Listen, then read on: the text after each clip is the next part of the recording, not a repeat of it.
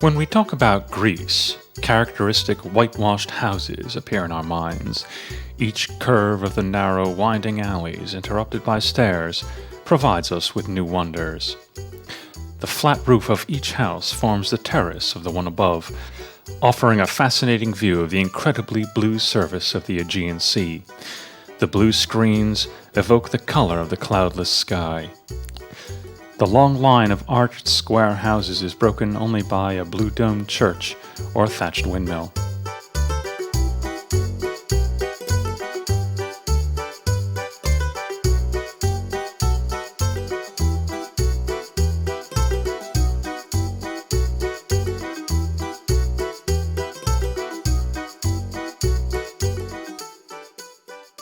Some of the terraces are restaurants covered by arbors from where we can admire a beautiful sunset while sipping metaxa.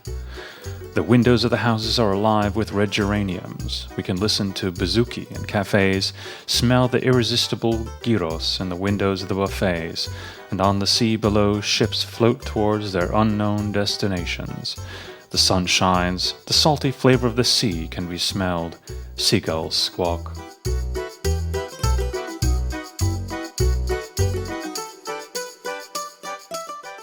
How many postcards, magazines, calendars, or films have transmitted this image so that we can recall the pictures of Greece almost effortlessly?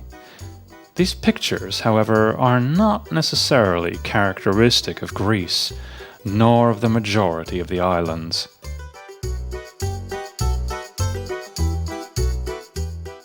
This is a unique view of Santorini that offers the essence of Hellas. Those who have not yet visited this place have not seen Greece.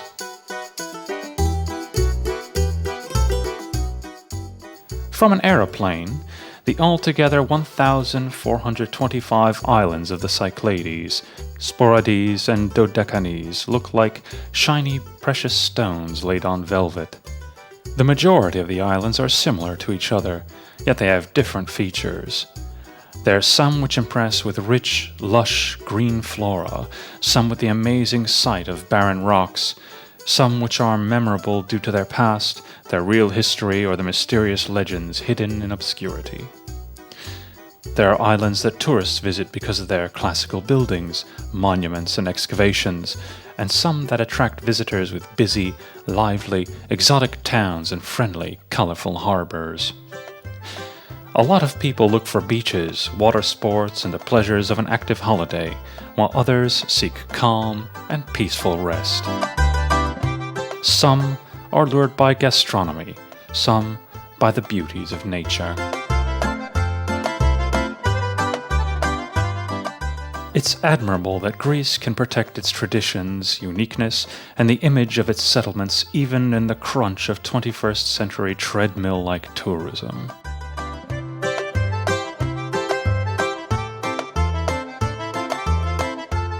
Such individuality is possessed by the island of Santorini, or Thera. Because of its relative nearness to Crete, the Big Island, it is a fashionable destination for one-day cruises. These are perfectly suitable for arousing the desire in tourists to spend more time here, so the immediate consequence would be to spend the next 1 or 2 week summer holiday there.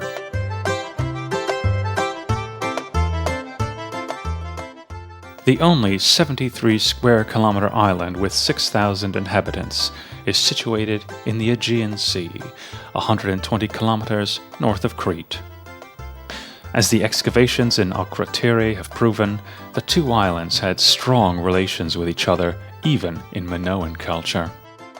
The capital city of the island was built on the rising edge of the cliffs of Caldera.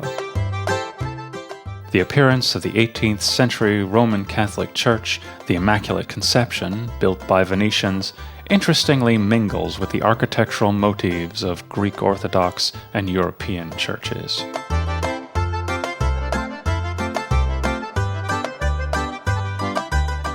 The decorated interior provides interested visitors with several attractions. Crystal chandeliers, carved altars, and beautiful frescoes make it majestic. Santorini was called Strongyle, round, and Calliste, beautiful, in ancient times. Today, only the latter exists. The once round island shriveled to a crescent shape due to a volcanic eruption in Minoan times.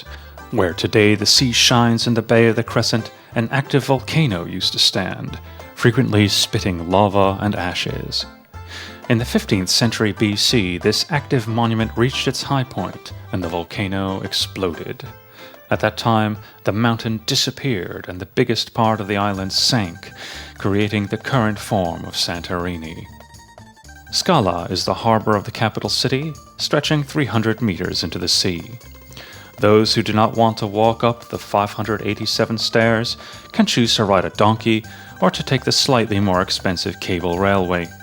The latter was built at the end of the 80s by the donation of an elderly couple who live abroad, and has become the pride of Fira.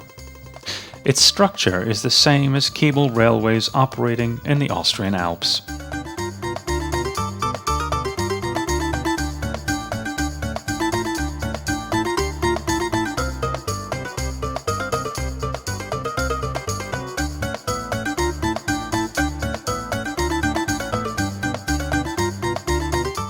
Pleasure boats leaving from the harbor of Scala take tourists mostly to southern and southeastern islands, as well as the smaller and lesser known, therefore intact islands of the Cyclades.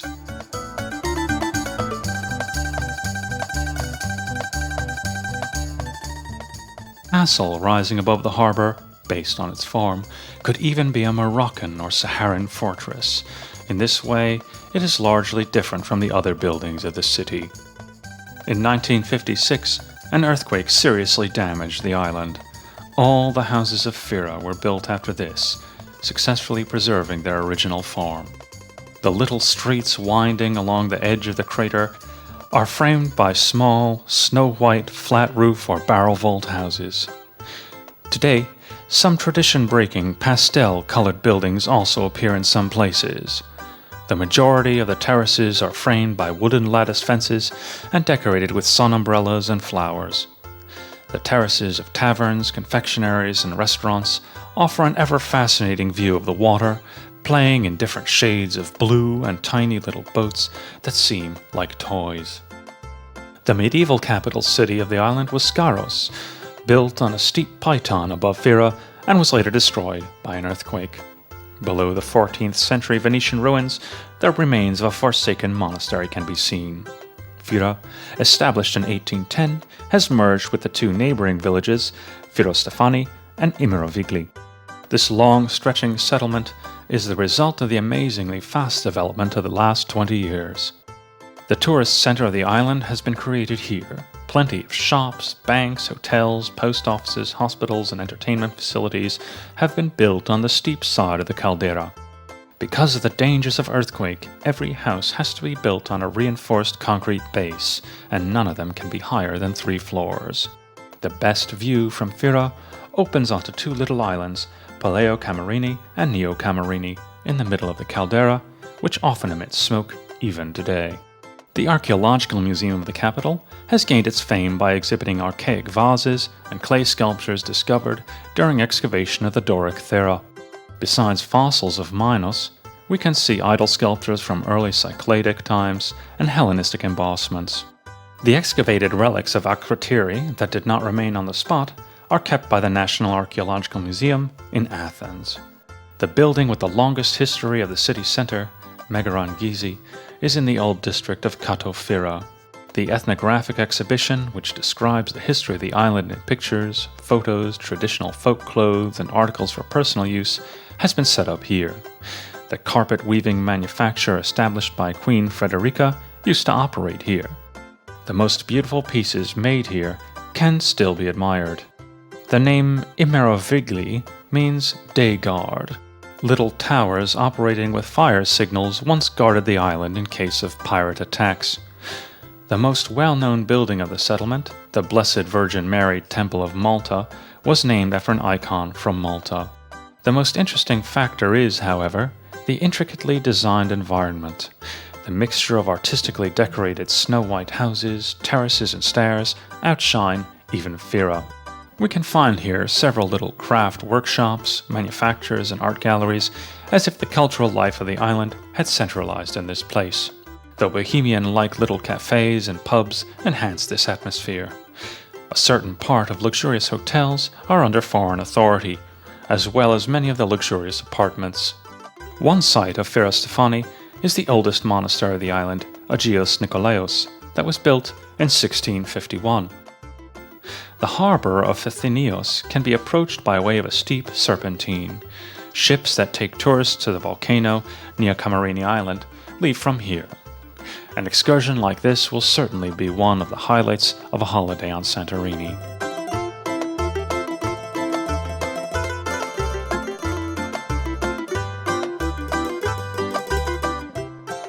The favorite pet of the harbor is, interestingly, not a cat or a dog, but the pony of the owner of one of the taverns, going from terrace to terrace, begging for some petting and delicious tidbits from tourists.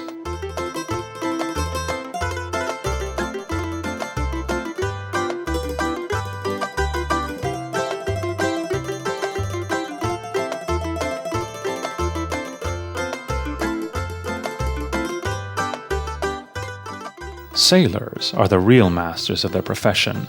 Even the expression artist is not an exaggeration. The captain sitting on the high chair looks like a playboy sitting on a bar chair listening to music. He moves the wheel a little occasionally. This time he acts as if he had surfaced from the waves under the ship after the rhythm of the music, and the huge body of the ship obeys him, so travelers with extremely sensitive stomachs do not have even the faintest hint of being seasick despite the swell.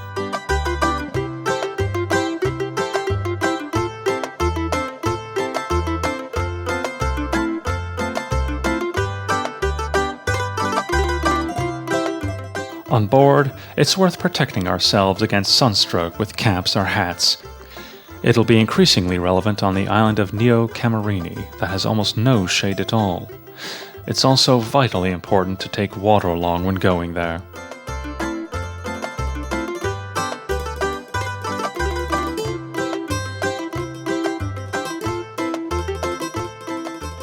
The effects of the geological cataclysm from the 15th century BC may still be felt today. The eruption of the volcano and the collapse of the crater were accompanied by semi-darkness, tsunamis, and other frightening phenomena due to volcanic ash in the entire area of the Mediterranean Sea. Although there are some still active volcanoes in Europe, for instance Vesuvius, Stromboli, and Etna, their eruptions cannot approximate the catastrophe sinking in the shadows of the past. The most serious and best documented volcanic eruption was produced by the Indonesian Krakatoa in 1898. The area of the caldera, with its area of 10 by 6 kilometers, created after the eruption of the volcano on Santorini, is nearly threefold that of Krakatoa.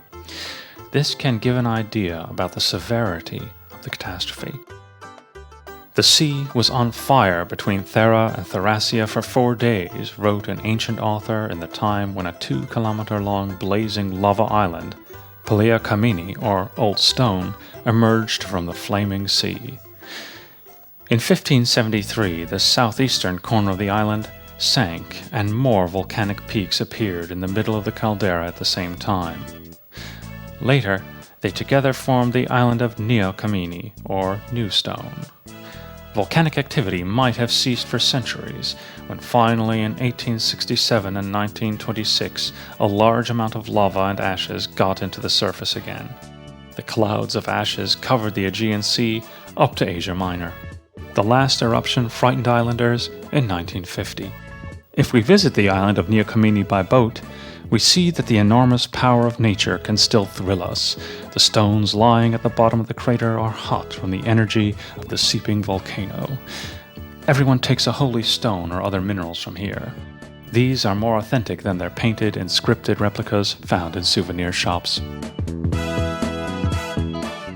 In the 15-meter deep main crater, we can see sulfur crystals distilled from sulfur gases, giving the sea its beautifully green color. Its temperature can sometimes reach 40 degrees Celsius, attributable to the still active volcano that is under continuous scrutiny. The components of air and seawater, its temperature, magnetic and tectonic changes are constantly being measured.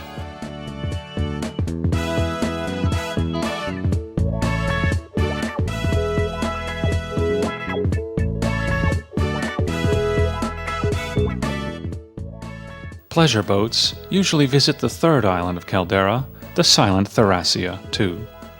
This island was separated from Santorini in the 3rd century BC. In the harbor, shell sellers offer their goods to the passengers of pleasure boats.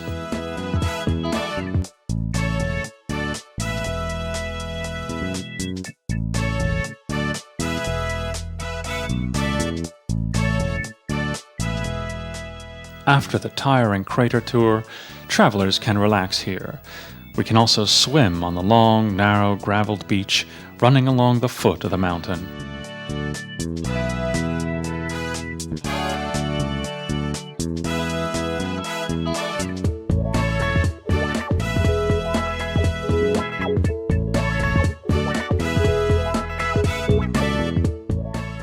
Before going on, we can try iced coffee and soft drinks in the buffets along the coast and the offerings of fish restaurants caught fresh in the bay. Those who are not tired can go up to the little settlement of Manolis, facing Caldera, by climbing 150 steep stairs where there are some taverns and rooms to let. Fortunately, the tiring journey can be taken on donkeyback too. From the boat, we can look back and even take pictures of the harbors of Thracia and Manolis, which seem even higher from this perspective.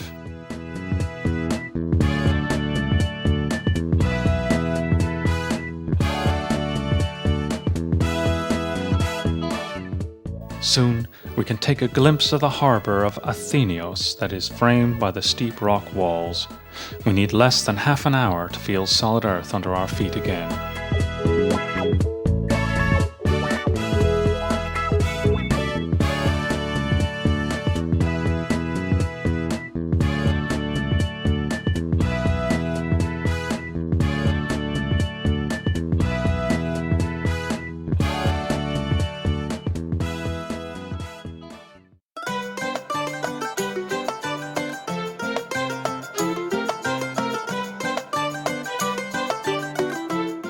In the continuation of the runway of the airport, we can find the beach of Kamari, covered by black volcanic sand.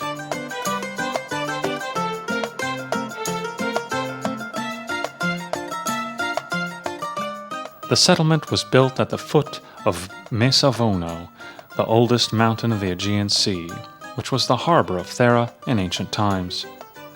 This was destroyed by volcanic eruption, while another flattened it again in the last century.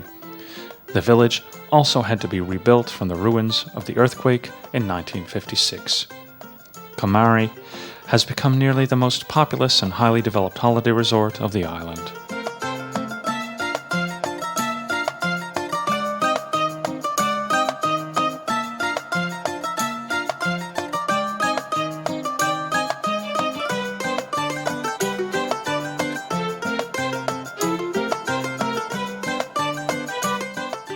Tourists love it mainly for its sandy beaches with clear water and the wide choice of water sports and activities.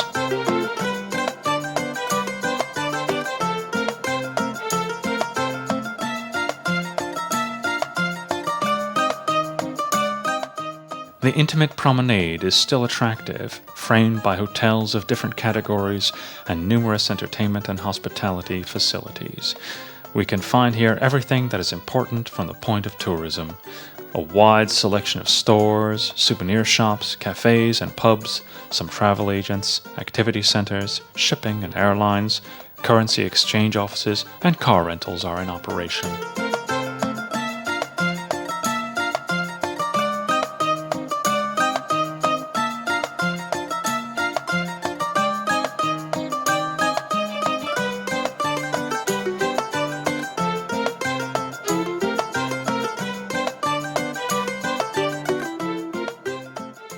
All hotels have swimming pools, some of them more than one.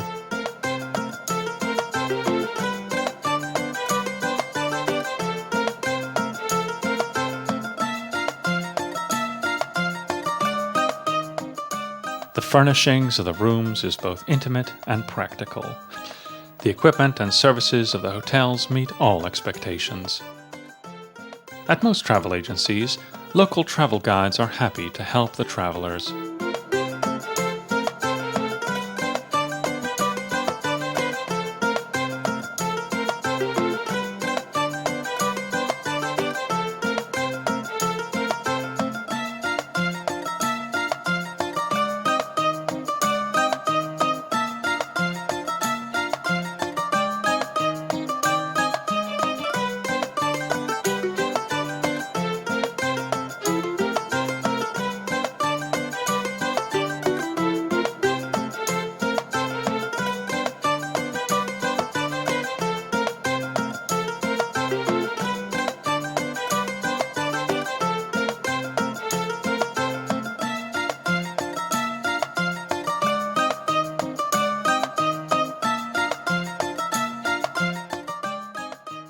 At most travel agencies, local travel guides are happy to help the travelers.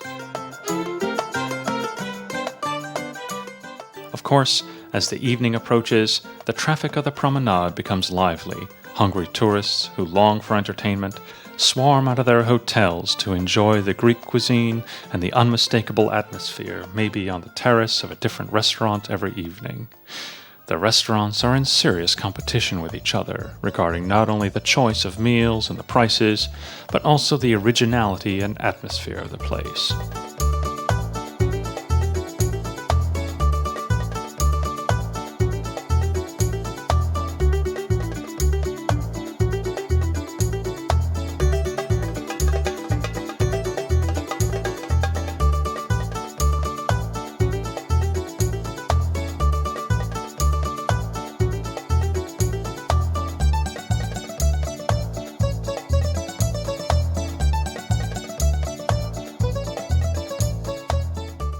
The promenade is full of different sellers, street musicians, and portrait drawers.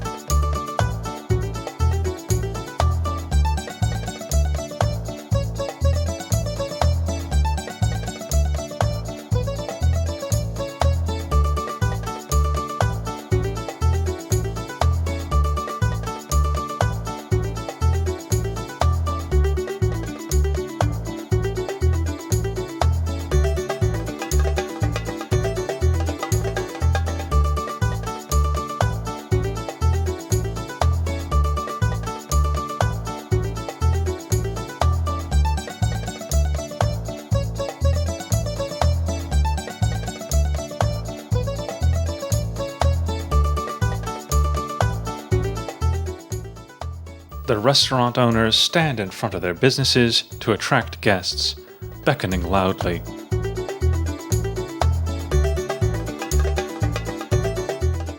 The name of Zorba the Greek can be seen on signs, together with the displays of fish,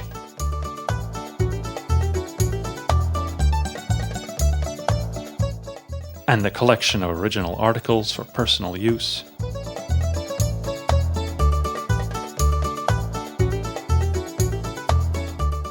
The typical local vegetables, or the spit-roasted meat in the oven.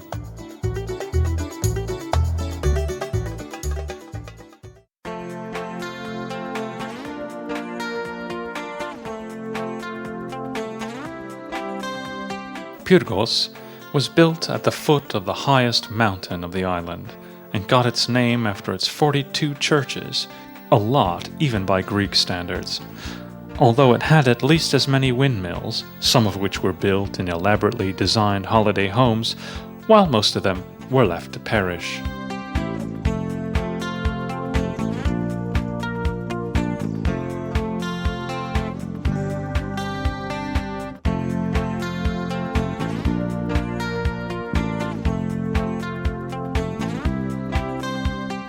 This was the fate of the once famous castle and wall of the city, which were built to protect the inhabitants from pirate attacks. In the remaining parts of the city wall, little white houses are sunk. Behind the fences, bell towers rise. The salty sea air and the winter rains corrode the walls of the houses, which are repainted every Easter.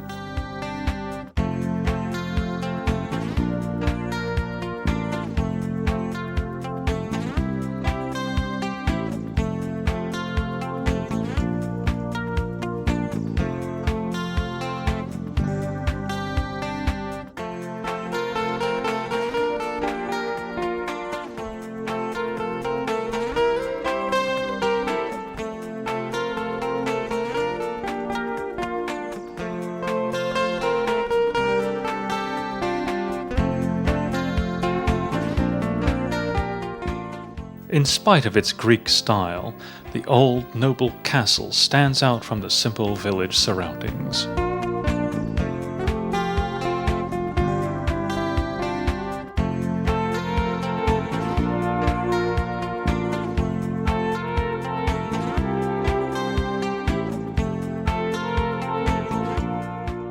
With its cleanliness, quietness, with the scent of flowers, the entire city breathes an idyllic calmness.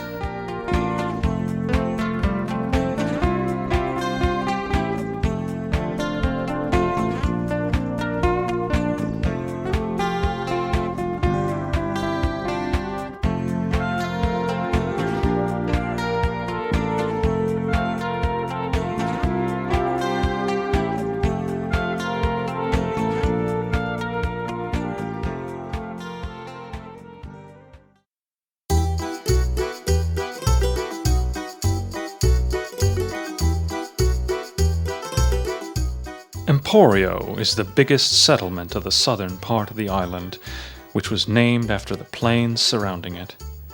It's a cycladic settlement with a characteristic atmosphere. It's not rare here yet that people travel on donkeys instead of cars. It's more environmentally friendly and cheaper, since the animal only eats a few handfuls of weeds per 100 kilometers, and is no more stubborn than some modern vehicles.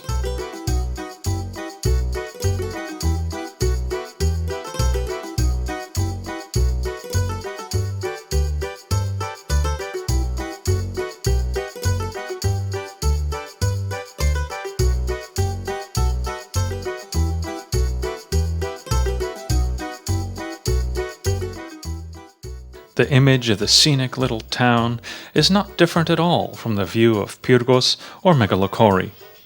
Even in peak season, quietness and tranquility are not considered unusual here.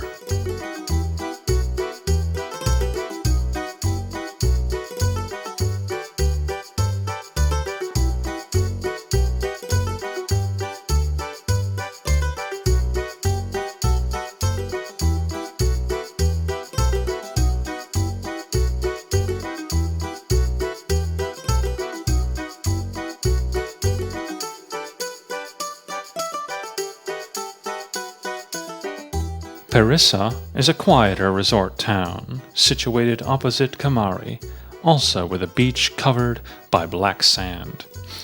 It's especially popular with families. The biggest church of the island, the St. Irene Chapel, can be found here. Santorini is a distorted form of this name.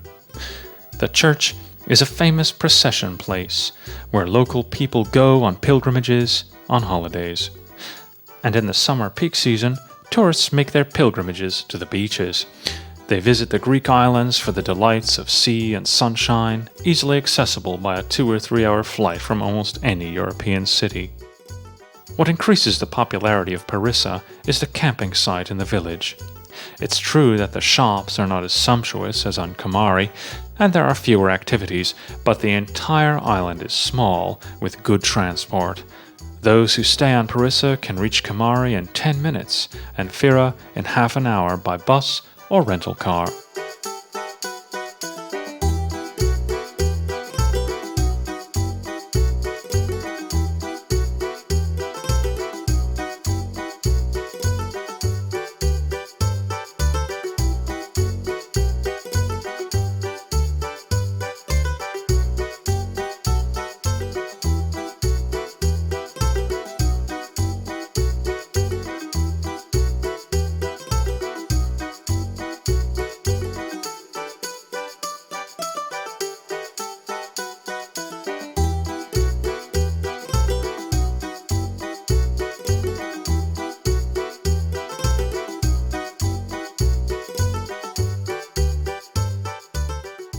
Akrotiri is considered to be perhaps one of the most significant excavation sites in the world.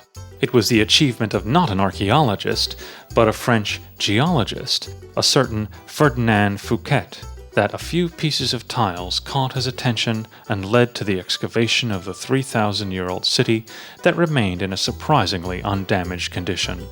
This happened 50 years before the excavations of the remains of the Palace of Knossos on Crete by Arthur Evans, so nobody had any idea of the Minoan culture yet. The famous Greek archaeologist Spiridon Marinatos linked the devastation of Minoan Crete to the eruption of the volcano Santorini in 1939. This scientific announcement would have entailed the reopening of the excavations of Akrotiri, but World War II intervened to such an extent that work was started again only in 1967, when it was realized in just a few days that they had found an entire Bronze Age city. Artifacts from under the layer of volcanic ash justified the ideas of Marinatos about the Minoan Empire, which functioned with its center on Crete. All houses were supplied with piped water, its residents were familiar with the loom and the mill, its articles for personal use were made of richly ornamented copper and brass, and its houses were decorated with artful frescoes.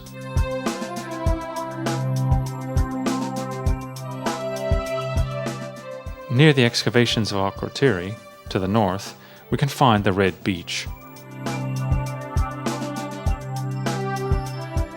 We can reach the beach after some mountain climbing, passing by the nicely renovated Agios Nikolaios, named after the patron saint of seamen.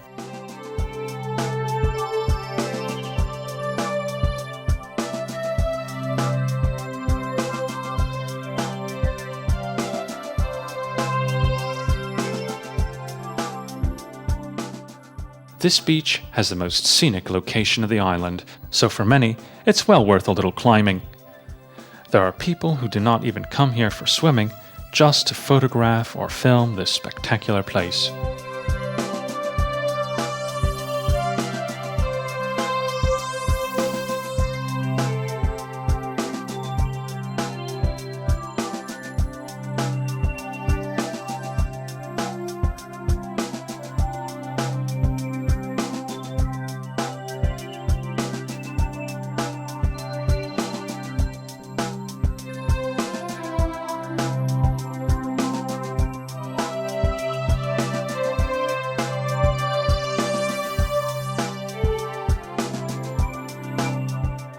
The Red Beach is also popular with swimmers because it offers a delightful sight as an alternative to the monotony of the yellow or black sand that can be seen elsewhere on Santorini.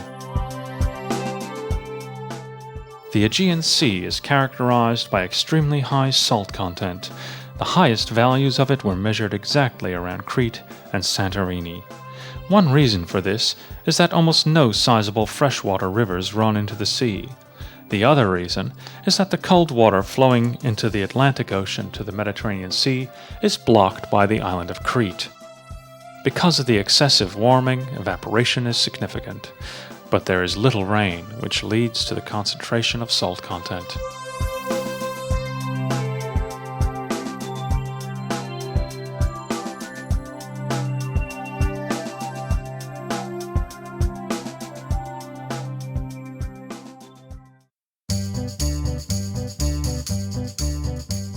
Scientists and laymen still argue today about whether the wonderful continent of Atlantis, first described by Plato, really existed or not.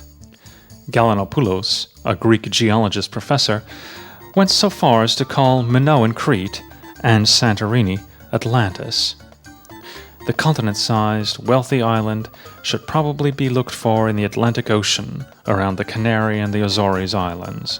It is, however, true that the Minoan Empire shows a lot of similarities with the ideal state of Plato, and the catastrophe that destroyed Atlantis is very similar to the eruption and the explosion of the Santorini volcano, followed by earth and sea quakes and tidal waves. The stake of the argument is enormous. If Atlantis existed, then the people of the Stone Age are not descendants of the Neanderthals, but the survivors of a civilization that had previously existed and had been destroyed. The proofs of this would shake the basis of our ideas about the development of the human race and would fill the gap that spans primitive man and the more developed civilizations of antiquity.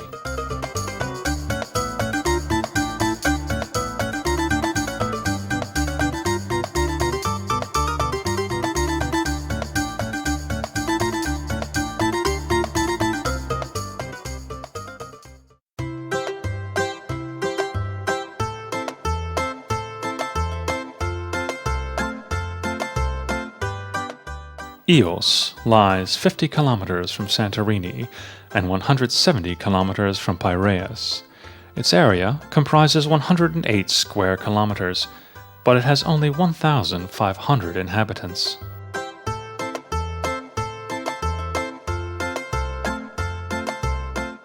In the summer, the number of people bustling here is many times the population of the island, among them countless backpackers. On the Greek islands in general, camping is not a fashion. However, young people who have less money, some of them out of necessity, others out of pleasure, seek this kind of vacation.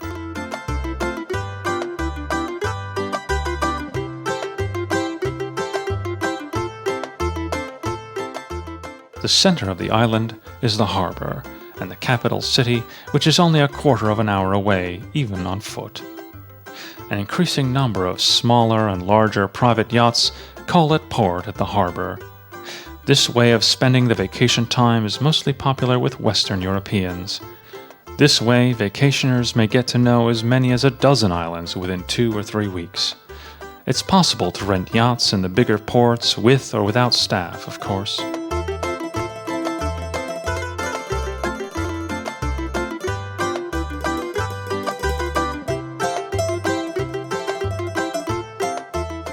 On the islands of Santorini and Ios, a wide range of necessary services are at the disposal of the seamen.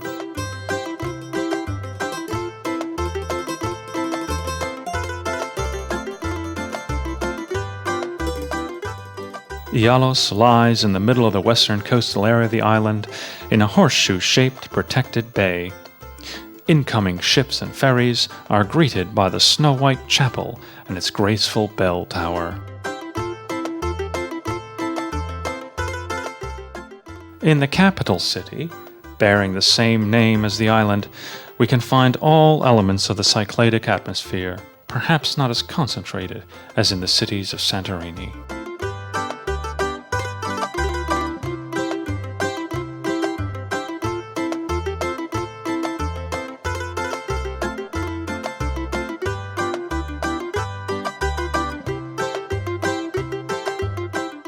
There are also Venetian castle ruins, narrow, arched streets, snow-white houses, a dozen windmills, and even more chapels. The terraces of taverns and restaurants almost melt together in the evenings, and the whole city becomes a single enormous catering facility. But in the early spring and autumn, an idyllic tranquility greets the island, which shows its nicer face around this time.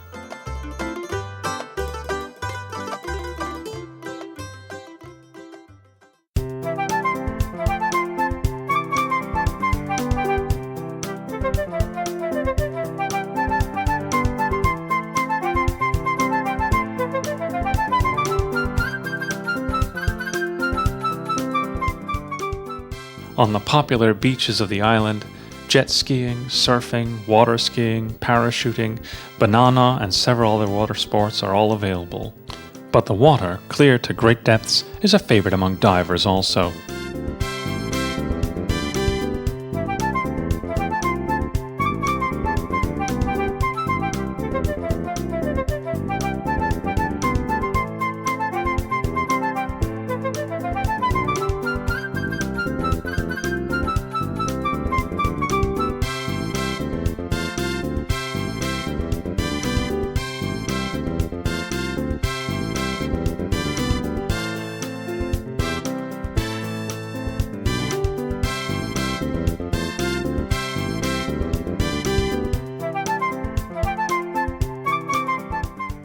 The cultural historical site of Ios lies far away from the harbor and the busy beaches.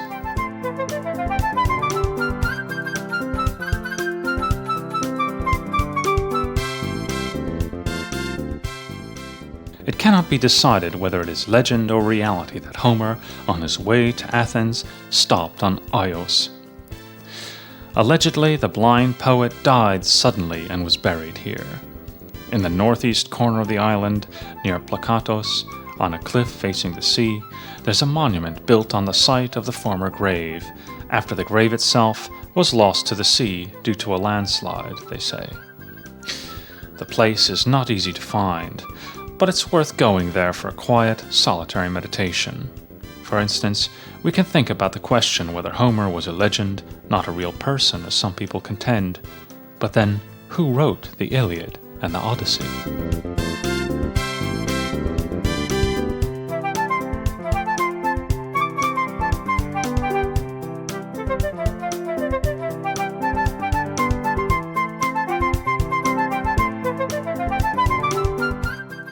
The harbor is decorated by the bust of Homer, of course. The poet amalgamated the legends into a unified art, legends living in different forms that commemorated the significant events of the age of Mycenae and its outstanding personalities.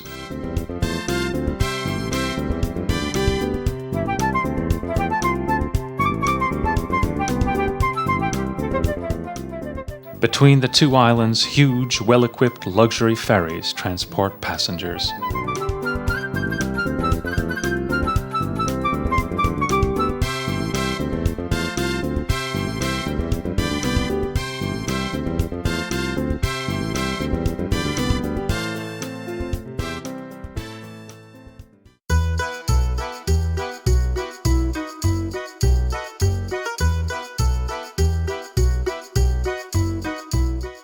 The site of Ea, according to many people, surpasses even that of the capital city, Fira.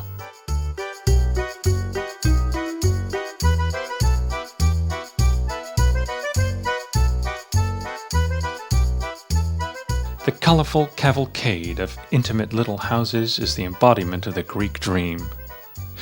There's almost no travel agency which does not have photos of this place to attract visitors to Hellas.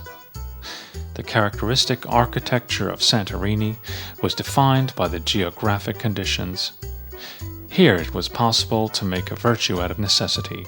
The island lacked water, wood, and food. The poor families made full use of the easily workable pumice stone rocks and deepened cave flats into the steep sides of the caldera.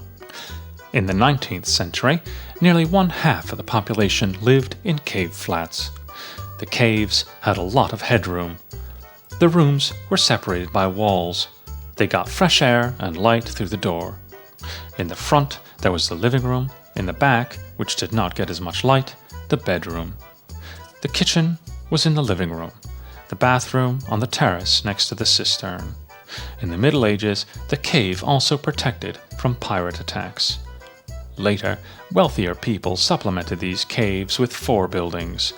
Building material was supplied by the volcanic stone dug from the cave.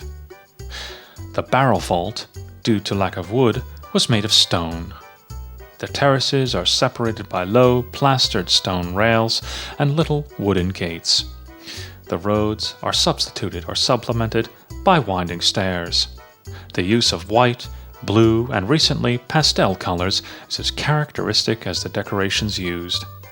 The style itself is called either Aegean or Cycladic. In spite of its simplicity, it could not be established on the other Greek islands. By local standards, Ea is a big city, so, of course, it has its own harbor.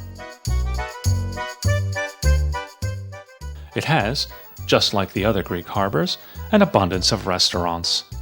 Let's see how these are different from each other. The most known taverns are simple little pubs with rustic furniture. The estiatorios are little restaurants offering a wider range of meals. The psistarias are particularly grill restaurants, specializing in barbecues and spit-roasted meals. The restaurants offering mostly fish and fruit of the sea are called psaro taverns. Of course, it's the latter that are widespread in the harbors. It's certain that the ingredients are always fresh, and they do not lack the necessary cooking expertise. Fish, crabs, and clams are often grilled here, perhaps in olive oil, lemon always goes with them, and the golden Greek wine slides down the throat smoothly with these. The octopodi, or octopus, the calamari, the garides, or crab, the styrida, or mussels, are also popular.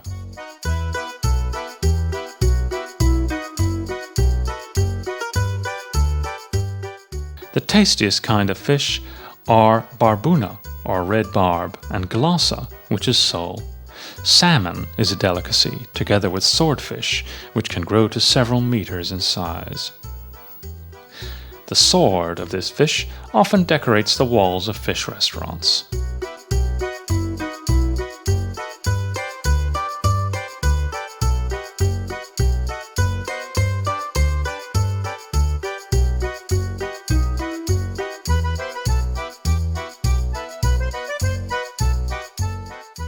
The harbor still operates primarily as a fishing harbor, but it does not have a fish market. It seems all of the prey ends up in the kitchens of local restaurants.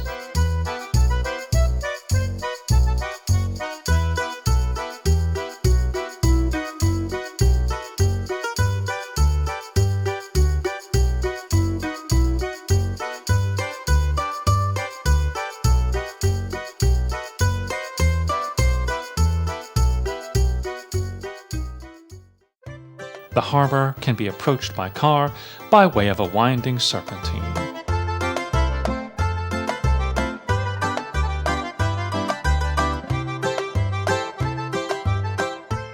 But by all means, it's more stylish on donkey back.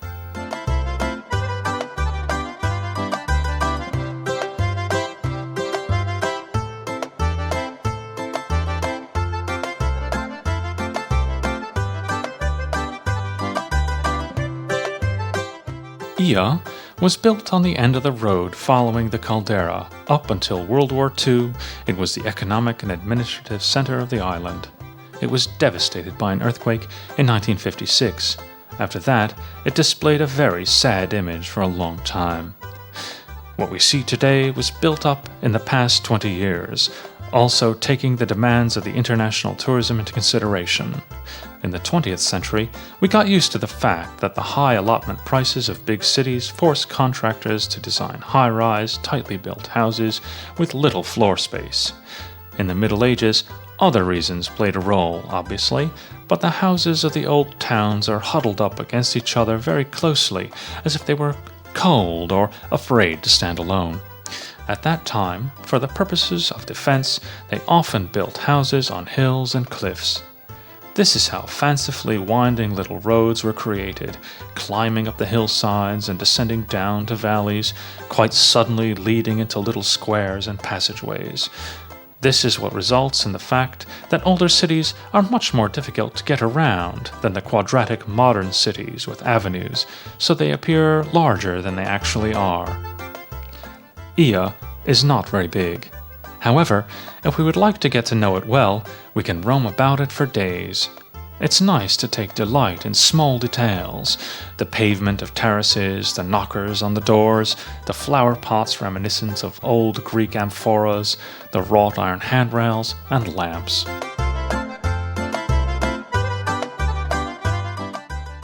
Beautifully carved photo albums or calendars make nice souvenirs or gifts.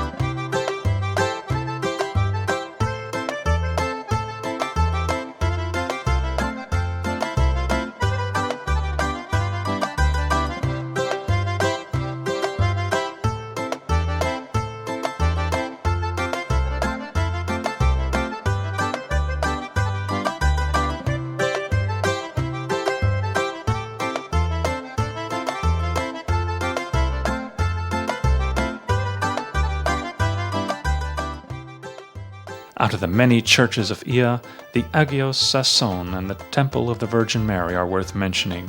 The Greek Orthodox churches were built in the Middle Ages as a demonstration against the still spreading Catholicism. Actually, this national and religious opposition is the reason for the unbelievably high number of Orthodox churches which are still visible on Santorini. For instance, the nearby island of Anafi is famous for having almost as many churches and chapels as residents.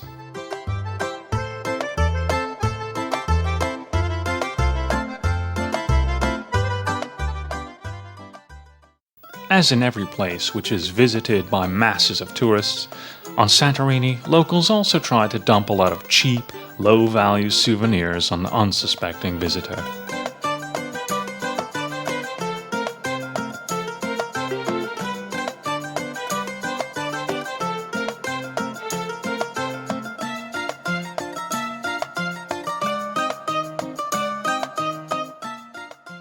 But those who devote some time can buy really original ornamental pieces with real artistic value in the shops of Ia. The prices are not always low, but one single unique painting, vase, or sculpture can decorate an entire room.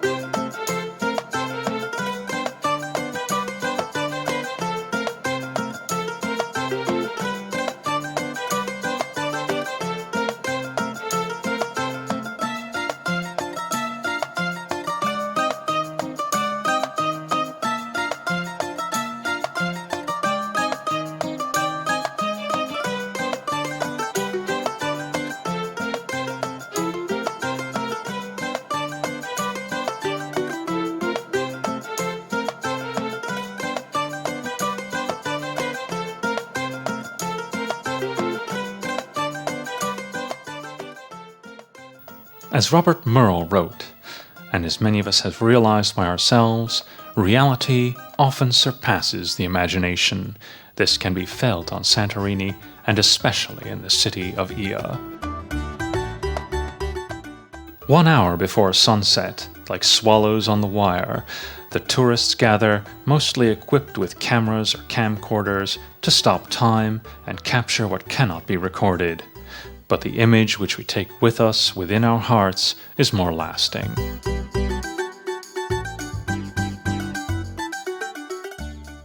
Behind the bulky thatched windmill, the sun shines like molten gold.